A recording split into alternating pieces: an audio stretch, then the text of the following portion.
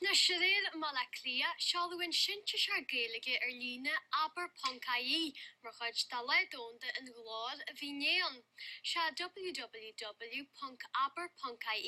an chead cholas sinte se a léon aber sí géige a modid ar de ríware. Tá ré bhór chanuint na géige ar fáil gotí seo, agus tá obair idir lewe canuint na mún a chur a gobar fásta. Tá nám siú go deas aniu.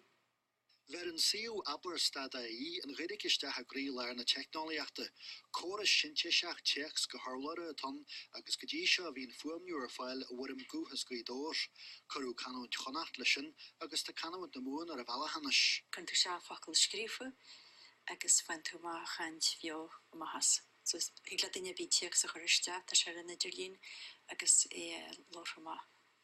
Agus an nóie an úsáidúine daníos níle sagin go homlan a tá daíir fan na crunne buúsaide sanna fin. So bhí ce ha méile den buúsaide a bhíon scaite mar hapla agus goúra acu a ddíréile agus is dóie láart fólam an na gaiige go bhórhar.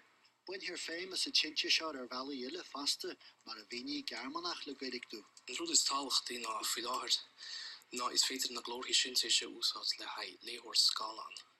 Sin screenreader agus is féidir le daine atá fi bhí chumas raidc an screenreader sin úsát chun chuile rud atá ar scalan in riomhar a léamh. So go dtí seo ní ó táidir fó le haine gailge. Fuair an tugra Aberstadaí muoinniú ó Nearap ag an tús, cumáile muoinniú ó oras na gaiige an chóirle ó midithas gaiige agus gailteachta, dógur an terrastáid gailteachta Denny McGinley, muoinniú réaltas den tugra go cin 3 bliana. Alve am monachan, nuach TG a ceher a meile a clia. Agus na sin bhfuil agan a díobh tróna ó na an na leg agus bhm hénas muilre I huaid.